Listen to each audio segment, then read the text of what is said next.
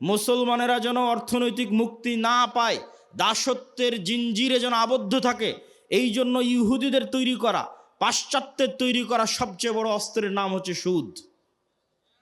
সবচেয়ে বড় অস্ত্রের নাম সুদ। আল্লাহ দিয়েছেন কর্জে হাসানা, আর ইহুদি খ্রিস্টান, IMF, ওয়ার্ল্ড ব্যাংক, পাশ্চাত্য বিশ্ব দিয়েছে সুদ। আর সুদ হচ্ছে মানুষকে গোলাম বানায়। আপনি হিস্ট্রি স্টাডি করে দেখেন, ফেরাউন বানু ইসরাইলদের কি দিয়ে গোলাম বানাতো, আশ্চর্য হবেন। ফেরাউন বানু ইসরাইলদের যেই যেই পদ্ধতি দিয়ে গোলাম বানাতো, তার একটা পদ্ধতি সুদি লেনদেন, সুদের কর্জ।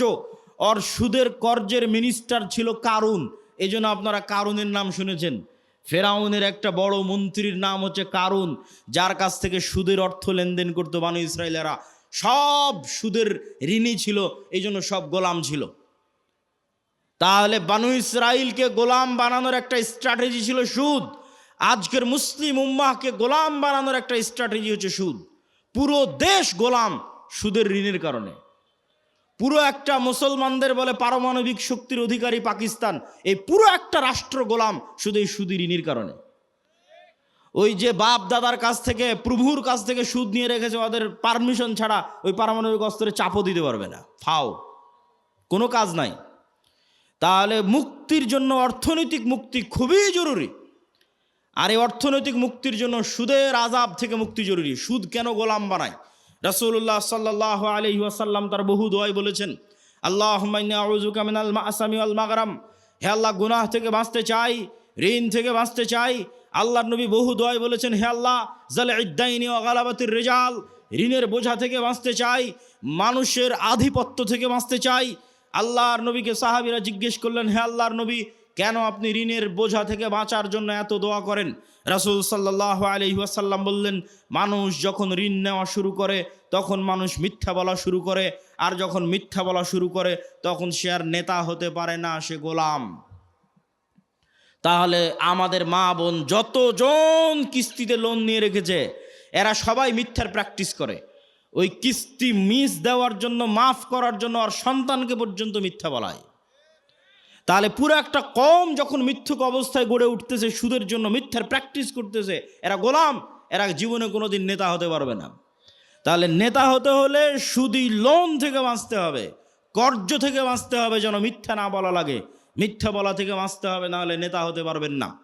এই পয়েন্ট থেকেই, এই যে মিথ্যা বলা থেকে বাঁচা, এটার থেকে 2 নম্বর পয়েন্টে চলে যাই, যে গোলামির পথ থেকে, গোলামির জিঞ্জির থেকে বাঁচার দ্বিতীয় রাস্তা হচ্ছে সত্যবাদিতা, ন্যায় পরায়ণতা। আমি গত 2 বছর এই বক্তব্য দিয়েছি, কিন্তু মানুষকে উদাহরণ দিতে পারিনি যে সত্যবাদিতা, ন্যায় পরায়ণতা মানে উদাহরণ কি। এখন অন্তত বক্তব্যে উদাহরণ দিতে পারবো যে শরীফ ওসমান হাদি হচ্ছে সত্যবাদিতা, ন্যায় পরায়ণতার একটা অন্তত প্রতীক, যে জুলাই আগস্টের পর সব মানুষ নিজ নিজ দলের হয়ে গেল। আর যখনই আপনি কোনো দল করবেন, ওই দলের স্বার্থের বাইরে গিয়ে আপনার মুখ খুলবে না, জিহ্বা আটকা, বন্ধ। আর যখনই আপনি গণতন্ত্রের রাজনীতির মধ্যে থাকবেন, তখন মিথ্যা আপনার রক্তের মধ্যে মিশে যাবে। কেন? গণতন্ত্রের রাজনীতি এত নিকৃষ্ট, এত জঘন্য, যেখানে এক দল তো আর এক দলের বিরুদ্ধে বলবে, একই আসনে মনোনয়ন প্রার্থী একজন আর একজনের নামে মিথ্যা বলবে। তাহলে ওই যে মিথ্যার কালচারের মধ্যে লিয়াজু, লবিং, আসন ভাগাভাগি, উমুককে নয় আমাকে দাও, এই পুরো কালচারটার মধ্যে ঢুকে আছে টাকার লেনদেন, 2 নাম্বারি, ধোঁকা, লবিং, লিয়াজু, এই পুরো কালচারটার মধ্যে ঢুকে আছে মিথ্যা, ধোঁকা, দুর্নীতি। তাহলে এই একটা কালচারের মধ্যে দিয়ে যে বড় হবে, এই এমপি, এই মন্ত্রী, এই মিনিস্টার যদি প্রাইম মিনিস্টারও হয়, আপনাদের কাছে সে নেতা হতে পারে। আল্লাহর গায়েবের মূলনীতি অনুযায়ী ও গোলামের ঘরের গোলাম। তাহলে যত এমপি এই মিথ্যা, এই দুর্নীতির সাথে জড়িত, সে যদি প্রাইম মিনিস্টারও হয়, সে নেতা না গোলাম? একটু জোরে বলেন, নেতা না গোলাম? গোলাম। এটাই আল্লাহর মূলনীতি। এই মূলনীতির উপরেই আল্লাহ সুবহানাহু ওয়া তাআলা পৃথিবী প্রতিষ্ঠিত করেছেন। নেতা কখন? যখন সত্যবাদিতা, ন্যায় পরায়ণতার উপর দাঁড়িয়ে আছে। তাহলে ওসমান হাদি একমাত্র ব্যক্তি ছিল যে দলের লেজুর বৃত্তি না করে, দলের লিয়াজু লবিংয়ের মধ্যে না গিয়ে, আসন ভাগাভাগির মিথ্যা, দুর্গন্ধযুক্ত, নিকৃষ্ট কালচারের মধ্যে না গিয়ে, যেটা সত্য ওইটাই মানুষের মুখের উপর স্ট্রেট ফরওয়ার্ড বলে দিত। আর এই রকম একজন মেরুদণ্ডওয়ালা, যার মেরুদণ্ড আছে, যে স্ট্রেট ফরওয়ার্ড সত্য এবং ন্যায় বলতে পারে জ্ঞানের সাথে বুদ্ধিমত্তার সাথে, এটাই নেতা, এটাই নেতা তৈরি হওয়ার রাস্তা। আর এই রকম একজন মেরুদণ্ডওয়ালা সত্যবাদী ন্যায়পরায়ণ নেতা ওই রকম লাখো দুর্নীতিগ্রস্ত নির্বাচিত এমপির চেয়ে পাওয়ারফুল। এবং ওই পাশ্চাত্যের আর আমাদের পাশের দাদাবাবুরা তারা পর্যন্ত ভয় পায় এই রকম নেতাকে। কেন? ওই যে দুর্নীতির মধ্যে দিয়ে যে নেতা উঠে এসেছে, ওকে টাকা দিয়ে কিনে নেওয়া যাবে। ভারতও ওকে কালকে টাকা দিয়ে কিনে নিতে পারবে, আমেরিকা ওকে কালকে টাকা দিয়ে কিনে নিতে পারবে। ওকে বলবে তোমার যত দুর্নীতি করার ইচ্ছা করো, টাকা পাচার করে নিয়ে আমার দেশে চলে আসো, আমি যা বলবো তাই শুনবা। তো ও যেহেতু এই দুর্নীতির প্র্যাকটিসের মধ্যেই বড় হয়েছে, তো কোনোদিন দেশের পক্ষে কাজ করবে না, অন্য দেশের গোলামি করবে, অন্য দেশের গোলামি করবে। তাহলে গোলামি থেকে বাঁচার জন্য একটা প্রজন্ম তৈরি করতে হবে আপনাদের, যে প্রজন্ম হবে সত্যবাদী ন্যায়পরায়ণ, মিথ্যা এবং অন্যায়ের সংস্পর্শে যায়নি, মেরুদণ্ড বিক্রি করবে না টাকার কাছে। আপনি মাপবেন কেমনে যে আমি সত্যবাদী ন্যায়পরায়ণ কিনা? আপনি নিজেকে জিজ্ঞেস করেন যে আপনি আপনার পিতার সম্পত্তিতে আপনার বোনকে ন্যায়ের সাথে সম্পদ দিয়েছেন কিনা? আপনার পিতা আপনার দাদার সম্পত্তিতে আপনার ফুফুকে ন্যায়ের সাথে সম্পদ দিয়েছে কিনা? যদি দেখেন হ্যাঁ ন্যায়ের সাথে বন্টন হয়েছে, তাহলে আপনার মধ্যে নেতৃত্বের গুণ আছে, আল্লাহর দৃষ্টিতে আপনি নেতা হতে পারবেন। আরও বাকি গুণগুলো অর্জন করলে পূর্ণ নেতা হবেন, কিন্তু মোটামুটি এই গুণটা আছে। আর যদি দেখেন যে না, আপনি ন্যায়ের সাথে বন্টন করতে পারেননি, আপনি নিশ্চিত জেনে রাখেন, আপনি নিশ্চিত জেনে রাখেন আজকে আপনি আপনার স্ত্রীর সাথে ন্যায় করতে পারেননি, আজকে আপনি আপনার বোনের সাথে ন্যায় করতে পারেননি, আজকে আপনি আপনার পিতা মাতার সাথে ন্যায় করতে পারেননি। ওয়াল্লাহি আল্লাহর কসম করে বলছি, ওয়াল্লাহি আল্লাহর কসম করে বলছি, যে তার বোন তার ফুফুর সাথে ন্যায় করতে পারেনি, এই ব্যক্তিও যদি নির্বাচিত হয়ে ক্ষমতায় আসে, সেও গত 16 বছরের চেয়ে বড় দুর্নীতিবাজ হবে। তাহলে নেতা তখনই তৈরি হবে যখন ন্যায় এবং সত্যবাদিতা তার রক্তের মধ্যে থাকবে। আর মিথ্যা গোলামির কালচার। ইব্রাহিম আলাইহিস সালাতু ওয়াস সালামের 2 সন্তান, এক সন্তানের নাম ইসহাক, আর এক সন্তানের নাম ইসমাইল। ইসহাককে রেখে দিলেন জেরুজালেমে, আর ইসমাইলকে রেখে দিলেন মক্কায়। ইসমাইল থেকে না মোহাম্মদ পর্যন্ত এই দীর্ঘ সময়ে এই বানু ইসরাইলের সাথে কি হচ্ছে দেখেন, শর্টকাট। ইসহাকের সন্তান ইয়াকুব, ইয়াকুবের সন্তান ইউসুফ, ইউসুফের 11 ভাই মিলে পিতা মাতা মিলে মিশর, মিশরে ইউসুফের মৃত্যুর পরে ফেরাউনের 300 বছরের গোলামি, ফেরাউনের গোলামি থেকে মুসার হারুনের হাত ধরে মুক্তি, মুসার হারুনের হাত ধরে মুক্তির পরে 40 বছর সিনাই মরুভূমিতে পাগলের মতো ঘুরপাক, 40 বছর পর ইউশা বিন নুনের হাত ধরে জেরুজালেম বিজয়, তারপরে পুনরায় আর এক জালেম বাদশার কারণে জেরুজালেম থেকে বিতাড়িত, তারপরে দাউদ সুলাইমান এবং তালুতের মাধ্যমে জেরুজালেম বিজয়, জেরুজালেম থেকে সারা পৃথিবীতে শাসন ক্ষমতা প্রতিষ্ঠা, তারপরে আস্তে আস্তে জাকারিয়া, ইয়াহিয়া, ঈসা, মারিয়াম। এই যে দীর্ঘ সময় বানু ইসরাইলের, এই দীর্ঘ সময় বানু ইসরাইলের চরম উত্থান পতন হয়েছে, 2-3 বার গোলামির জিঞ্জিরে আবদ্ধ হয়েছে। তার মধ্যে সবচেয়ে বড় গোলামি ছিল ফেরাউনের 300 বছর। এই গোলামির জিঞ্জিরে আবদ্ধ হওয়ার কারণে এরা নবীর সন্তান হওয়ার পরও, ইব্রাহিমের সন্তান হওয়ার পরও, ইসহাকের সন্তান হওয়ার পরও এরা মিথ্যা বলা, ধোকা দেওয়া, 2 নম্বরই রাস্তা শিখে নিয়েছিল। এই জন্য আল্লাহ বলল শনিবারের দিন তোমরা মাছ ধরবা না। দাউদ কোরআন পড়ে, মাছেরা কোরআন শুনতে আসে, জাবুর শুনতে আসে। এরা করলো কি, শনিবারের দিন মাছগুলো আটকে রেখে দিল, রবিবারের দিন ধরলো। কি পরিমাণ ধোকাবাজ! অথচ এরা নবীর সন্তান, ইব্রাহিমের সন্তান, এই সিলসিলার সন্তান। আর এইদিকে এই যে ইসমাইল থেকে মোহাম্মদ পর্যন্ত এই লম্বা সময়, সেম টাইম, এই লম্বা সময়ে মক্কায় কোনো নদী নাই, মক্কায় কোনো ফল ফসল উৎপাদন হয় না, মক্কা কোনো বড় ব্যবসায়িক কেন্দ্র নয়, মক্কা কোনো বড় রাজনৈতিক কেন্দ্র নয়। ফলত বিশ্বের কোনো পরাশক্তি, না রোমান না পারস্য, কেউ মক্কা দখল করেনি। মক্কা দখল করে কেউ কোনোদিন ইসমাইলের সন্তানদের গোলাম বানায়নি। ফলত ইসমাইল থেকে মোহাম্মদ পর্যন্ত ইসমাইলের সন্তানেরা শিরকে লিপ্ত হলেও 2 নম্বরই দুর্নীতি, জুয়াচুরি, ধোঁকা, এই রাস্তাগুলো থেকে অনেক অনেক দূরে ছিল। এর 2-1টা উদাহরণ আপনি দেখতে পাবেন। Abdul Muttalib, Abu Taleb, Abu Sufian, Abdul Muttalib Muhammad সাল্লাল্লাহু আলাইহি ওয়াসাল্লামের দাদা, ইনি মুশরিক, কিন্তু আব্দুল মুত্তালিবের হিস্ট্রিতে কেউ দেখাতে পারবে না যে ও মিথ্যুক, মানুষের সম্পদ মারে নাই, 2 নম্বরই করে ধোকাবাজি করে, এটা দেখাতে পারবে না। আবু তালেব মুহাম্মদ সাল্লাল্লাহু আলাইহি ওয়াসাল্লামের চাচা, মৃত্যু পর্যন্ত ইসলাম গ্রহণ করেনি আল্লাহর নবী এতবার বলার পরেও, কিন্তু আবু তালেব সত্যবাদী ছিল, ন্যায়পরায়ণ ছিল, মানুষকে ধোকা দিয়ে, মানুষের টাকা নিয়ে মেরে খাওয়া, জুয়ার চুরি, ধোকাবাজি এগুলো বুঝতো না। এই জন্য আল্লাহর নবী বলে গেছে, আল আইম্মাতু মিন কুরাইশ, মক্কা বিজয়ের পর প্রায় সব কুরাইশ ইসলাম গ্রহণ করে নিয়েছিল। সব মক্কা বিজয়ের আগ পর্যন্ত তারা কাফের থাকতে পারে, আল্লাহ নবীর সাথে যুদ্ধ, মারামারি সব কিছু করেছে, কিন্তু মক্কা বিজয়ের পর প্রায় সব কুরাইশ ইসলাম গ্রহণ করে নিয়েছে। আল্লাহ নবী বলেন, আল আইম্মাতু মিন কুরাইশ, আমার উম্মতে যতদিন নেতা হবে, খলিফা হবে, কুরাইশ বংশ থেকে হবে, ইসমাইলের সন্তান থেকে হবে। আবু বকর কুরাইশ বংশের, ওমর কুরাইশ বংশের, ওসমান কুরাইশ বংশের, আলী কুরাইশ বংশের, সব ইব্রাহিমের সন্তান, ইসমাইলের সন্তান। সম্মানিত উপস্থিতি, কি বুঝালাম এটার থেকে? গোলামি মে বদল জাতি হে কওমো কা জমির, গোলামি করলে জাতির চরিত্র চেঞ্জ হয়ে যায়। আমরা যে 190 বছর ব্রিটিশের গোলামি করেছি এবং আমাদের স্বভাব চরিত্র চেঞ্জ হয়ে গেছে, তার একটা আলামত আমি নিজে ইউরোপ সফর করতে গিয়ে পেয়েছি, চাক্ষুষ একটা আলামত বলি। আমি মনে করতাম সারা পৃথিবী ইংরেজি ভাষা দিয়ে চলে। আমাকে যেহেতু কেউ কোনোদিন এই ভুলটা ভেঙে দেয়নি, আমি যেহেতু নিজে প্র্যাকটিক্যালি আমার এই ভুল ধরা পড়েছে, ফলত আমার রিয়েলাইজেশন অনেক গভীর। তো আমি মনে করতাম সারা পৃথিবী ইংরেজি দিয়ে চলে। ইংল্যান্ডেও থাকলাম প্রায় 1 বছর।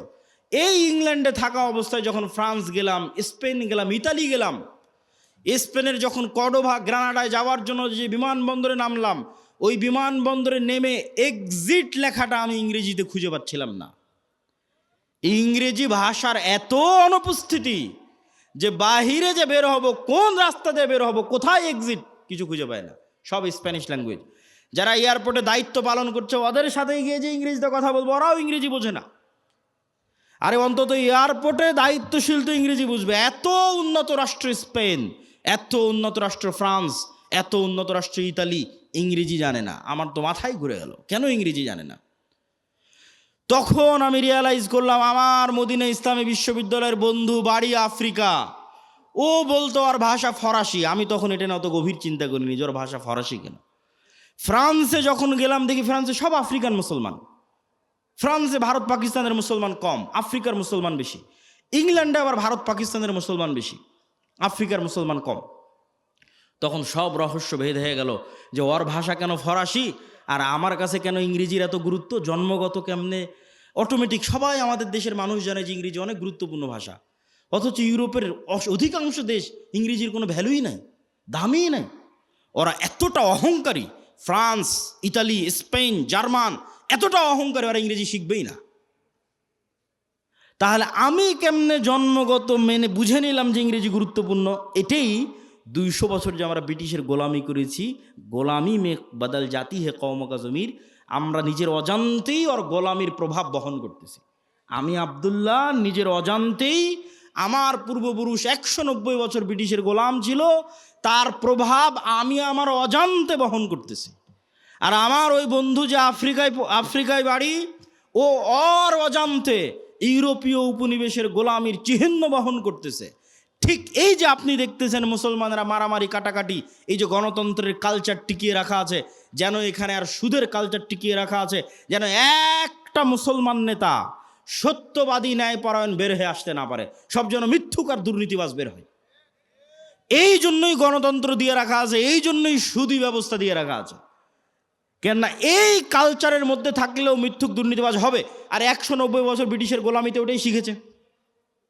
কেননা গোলাম তো একটা রুটির জন্য মারামারি করে, গোলাম একটা রুটির জন্য আরেকজনকে হত্যা করে দিতে পারে। তাহলে এই যে গোলামির কালচার, এই গোলামির কালচার যতক্ষণ আপনি না ভাঙবেন, যেটা আমরা বহন করছি আমাদের অজান্তে ব্রিটিশদের গোলামির কারণে, যেমনটা বানু ইসরাইলরা ফেরাউনের গোলামি থেকে শিখেছিল, এই কালচার আমাদের ভাঙতে হবে। এই কালচার যতক্ষণ না ভাঙতে পারবেন, নেতা হতে পারবেন না। সত্যবাদী, ন্যায়পরায়ণ হন, ইসমান হাদির মতো অটোমেটিক নেতা হয়ে যাবেন।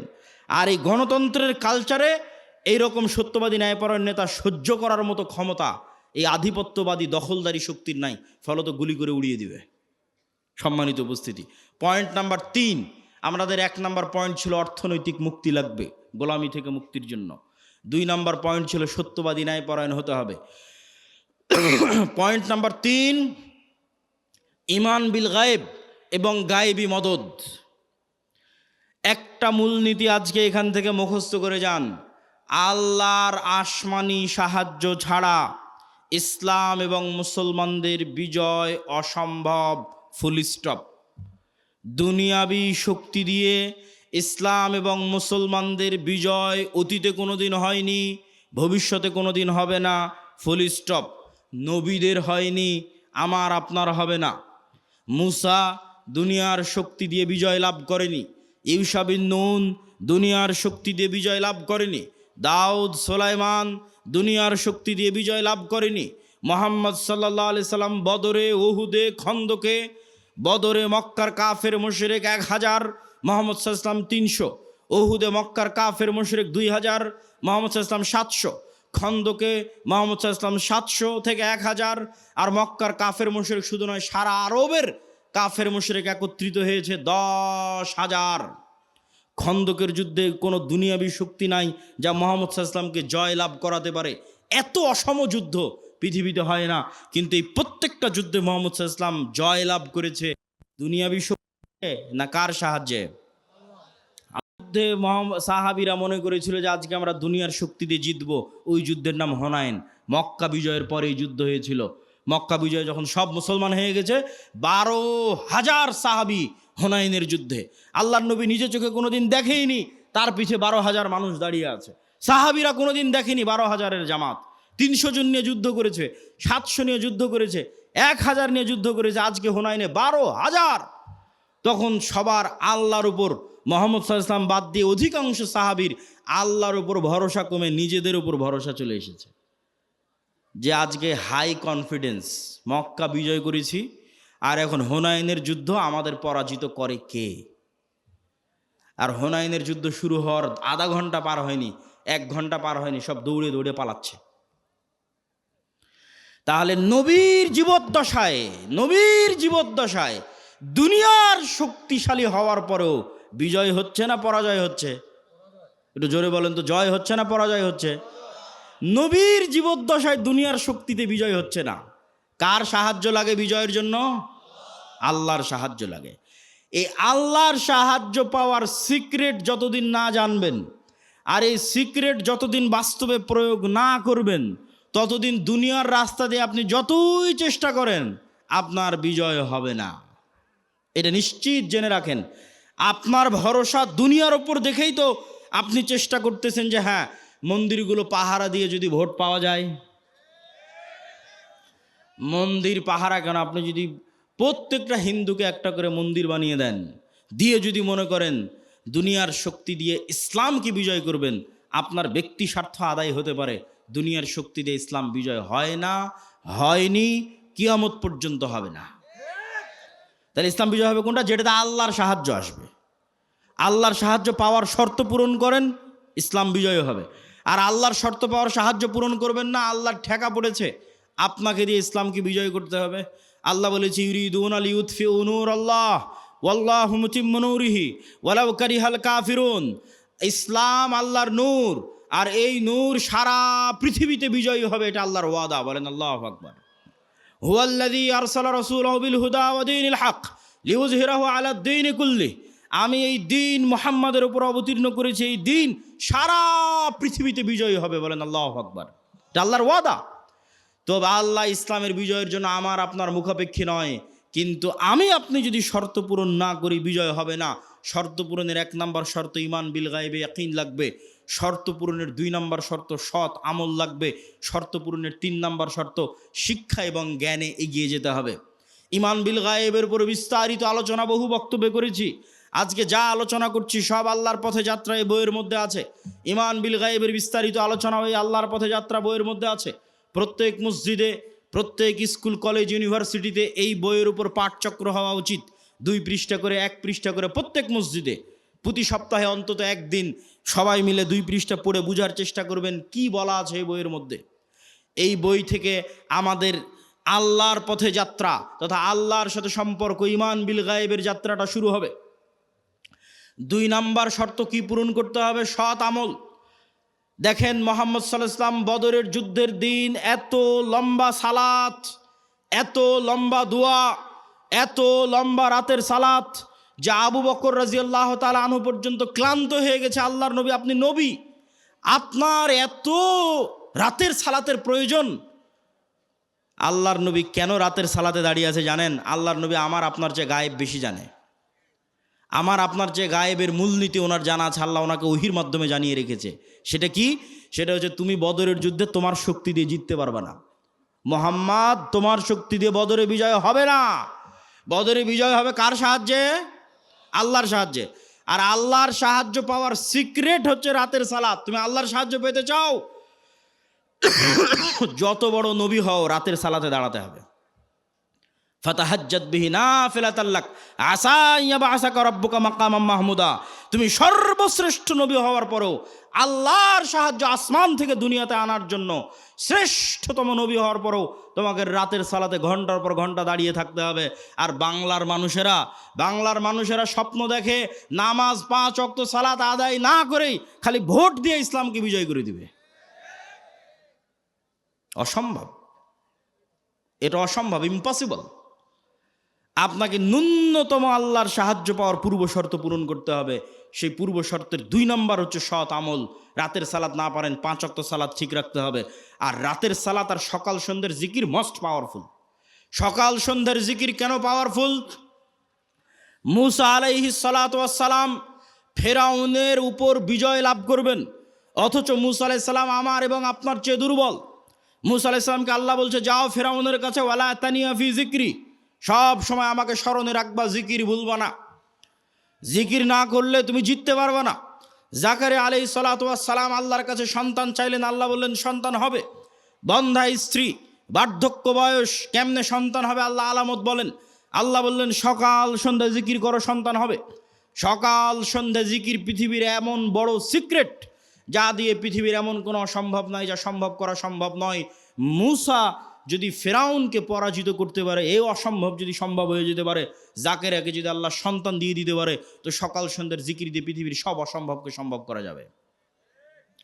কেন? আপনার এই ইয়াকিন থাকতে হবে, ইউসাব্বিহু লিল্লাহি মা ফিস সামাওয়াতি ওয়া মা ফিল আরজ, আসমান জমিন এবং তার মধ্যে যা কিছু আছে, জীব জন্তু, জড়বস্তু, জড় পদার্থ, কীট পতঙ্গ, এই টিস্যু, এই বই, মাইক, মোবাইল, এই কাঠের ডায়াস, এই ক্যামেরা, যা দেখতে পাচ্ছি, এরা এখনো 24 ঘন্টা আল্লাহর তাসবিহ পাঠ করতেছে। বলেন আল্লাহু আকবার। এটা গায়েব। এই গায়েবের মূলনীতি আল্লাহ কোরআনে দিয়ে দিয়েছে, যে তোমরা তো গায়েব জানো না, তোমাদেরকে জানিয়ে দিচ্ছি। এরা সবাই তাসবিহ পাঠ করতেছে। তাহলে আপনিও যখন সকাল সন্ধ্যার জিকির করবেন, এরাও আপনার সেই তাসবিহ বুঝবে। সুলাইমান আলাইহিস সালামেরটা বুঝতো, সুলাইমান আলাইহিস সালাম ওদেরটাও বুঝতো। এরা পরস্পর, আমি যদি সুবহানাল্লাহি ওয়া বিহামদিহি সুবহানাল্লাহিল আযীম বলি, এগুলো সব কিয়ামতের মাঠে সাক্ষী দিবে। এরা শুনছে, কিয়ামতের মাঠে সাক্ষী দিবে। বলেন আল্লাহু আকবার। মুয়াজ্জিনের আজান যত দূর পর্যন্ত যাবে, এই প্রত্যেকটা জীব জন্তু, কীট পতঙ্গ, জড়বস্তু, জড় পদার্থ, এরা শুনে, এরা নিজেরা তাসবিহ পড়ে, এরা মানুষের তাসবিহ শুনে। মুয়াজ্জিনের আজান যত দূর পর্যন্ত যাবে, পৃথিবীর প্রত্যেকটা ধূলিকণা বালিকণা কিয়ামতের মাঠে ওই মুয়াজ্জিনের পক্ষে সাক্ষ্য দিবে। বলেন আল্লাহু আকবার। এই জন্য জিকির মোস্ট পাওয়ারফুল, সবচেয়ে পাওয়ারফুল। আল্লাহ আসমান জমিন সৃষ্টি করেছেন আওয়াজ দিয়ে, আল্লাহ আসমান জমিন ধ্বংস করবেন আওয়াজ দিয়ে। পৃথিবীর প্রত্যেক জীবজন্তু, জড়বস্তু, জড়পদার্থ সবসময় আওয়াজ বের করতেছে, আল্লাহর তাসবিহ পাঠে আওয়াজ বের করতেছে। সব ফেরেশতা সবসময় আল্লাহর তাসবিহ পাঠে আওয়াজ বের করতেছে। আওয়াজ সবচেয়ে মোস্ট পাওয়ারফুল। এই জন্য মুসলমানদের মোজেজা মুসা আলাইহিস সালাতু ওয়াস সালাম, মুহাম্মদ সাল্লাল্লাহু আলাইহি ওয়াসাল্লামের মোজেজা মুসা আলাইহিস সালামের লাঠির চেয়ে, ঈসা আলাইহিস সালামের মৃত্যুকে জীবিত করার চেয়ে বেশি পাওয়ারফুল। কেন? মুহাম্মদ সাল্লাল্লাহু আলাইহি ওয়াসাল্লামের মোজেজা কোরআন, সরাসরি আল্লাহর আওয়াজ। বলেন আল্লাহু আকবার। কোরআন পড়ে কে, বুঝে কে, জানে কে, শিখে কে? কোরআনের মধ্যেই মুসলমানদের মুক্তির রাস্তা আছে, গোলামি থেকে মুক্তির রাস্তা আছে। সম্মানিত উপস্থিতি, আমরা বক্তব্য দীর্ঘায়িত করব না, রাত গভীর করার পূর্বেই বক্তব্য শেষ করে দিব। তাহলে আমরা আমাদের পূর্ব শর্ত, যা গায়েবী মদদ পাবো, 1 নম্বর শর্ত ঈমান বিল গায়বি ইয়াকিন থাকতে হবে। 2 নম্বর শর্ত সৎ আমল থাকতে হবে। সৎ আমলের 2টা আমল খুব পাওয়ারফুল, একটা রাতের সালাত, একটা সকাল সন্ধ্যের জিকির। সব অসম্ভবকে সম্ভব করা সম্ভব এই 2টা দিয়ে। 3 নম্বর হচ্ছে শিক্ষা এবং জ্ঞান। আল্লাহ পৃথিবী যেই মূলনীতির উপর তৈরি করেছে, এই মূলনীতি আল্লাহ ভাঙে না, খুব কম সময় ভাঙে। আগুনের মধ্যে যদি সবচেয়ে বড় পরহেজগার মানুষকে নিক্ষেপ করা হয়, আগুন জ্বালিয়ে দিবে।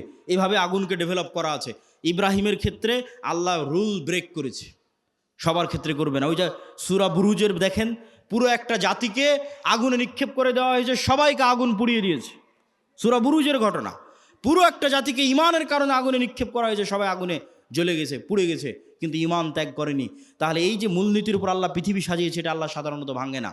আপনি মোবাইল যে ফাংশন ব্যবহার করবেন, ওই ফাংশন ইহুদিও ব্যবহার করলে একই সার্ভিস পাবে, মুসলমান ব্যবহার করলে একই সার্ভিস পাবে। তাহলে পৃথিবীর ফাংশন হচ্ছে, পৃথিবীকে এইভাবে ফাংশন করা আছে যে জ্ঞান অর্জন করবেও নেতা হবে, যে জ্ঞান অর্জন করবেও কি হবে, নেতা হওয়ার শর্ত কি বলেন তো, একটু জোরে বলেন তো, কি অর্জন করা? জ্ঞান অর্জন করা। দলিল, আল্লাহ নিজেই সবার চেয়ে বড় জ্ঞানী। দলিল, আদম আলাইহিস সালাম ফেরেশতা জিনের চেয়ে জ্ঞানী। দলিল, আল্লাহ তালুতকে নেতা বানিয়েছে শুধু জ্ঞানের কারণে। আর কত অসংখ্য দলিল নেবেন, তার হিসাব নাই। আজকে ইহুদি এবং খ্রিস্টানেরা পড়াশোনা, জ্ঞান, গরিমা, গবেষণা নিয়ে ব্যস্ত, আর মুসলমানের সন্তানেরা জুয়া, ফেসবুক, টুইটার, টিকটক, বিড়ি, সিগারেট, নেশা, আইপিএল, বিশ্বকাপ, ফুটবল, গণতন্ত্রের রাজনীতি, চাঁদাবাজি, যত সময় নষ্টের রাস্তা আছে, এই সময় নষ্টের রাস্তায় ব্যস্ত। আপনি বলেন নেতাকে আর গোলামকে? ঢাকা বিশ্ববিদ্যালয়ে বড় স্ক্রিন লাগিয়ে যারা খেলা দেখে সময় নষ্ট করতেছে, ওরা গোলাম? না অক্সফোর্ড ক্যামব্রিজে যারা পড়াশোনা জ্ঞান অর্জন করছে, ওরা গোলাম?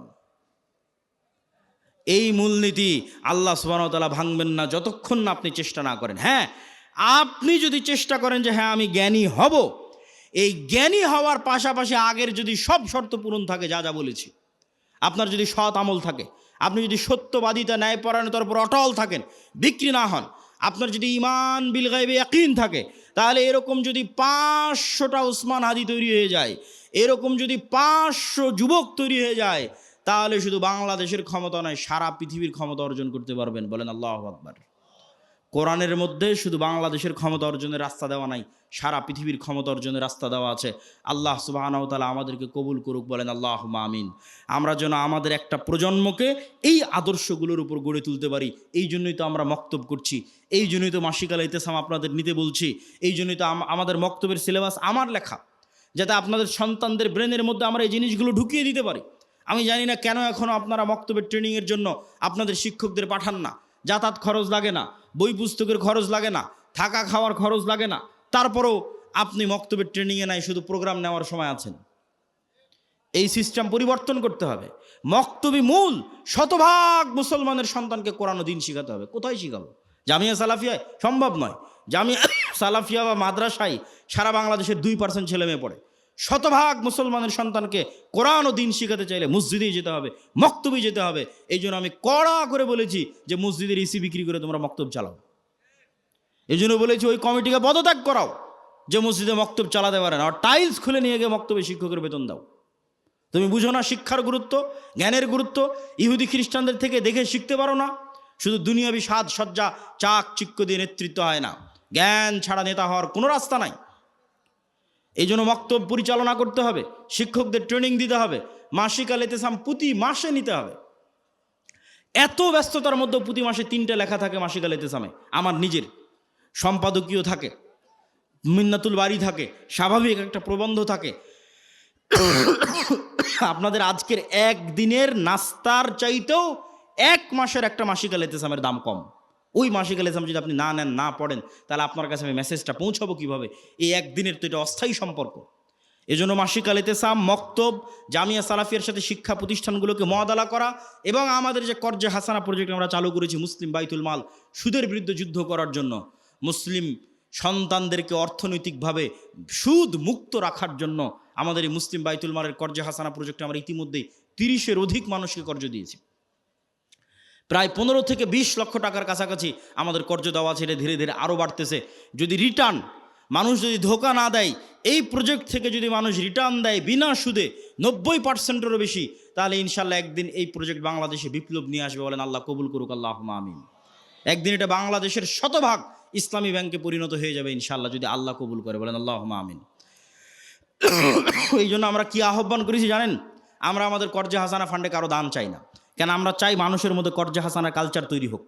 আপনি আপনার ব্যাংকে যে টাকা ফেলে রেখেছেন, আপনার বিকাশে নগদে যে টাকা ফেলে রেখেছেন, ফিক্সড ডিপোজিট করে রেখেছেন, আল্লাহর বাস্তে ওই টাকা উঠিয়ে আমাদের মুসলিম বাইতুল মালের কর্জে হাসানা ফান্ডে জমা দেন। আপনার যখন প্রয়োজন আবার উঠিয়ে নেবেন। আমরা আপনার ওই টাকা থেকে ন্যূনতম একটা অংশ, দেখা যাচ্ছে 10, 2%, 3% একটা অংশ হয়তো আমরা দিনী ভাইদের কর্জ দিচ্ছি।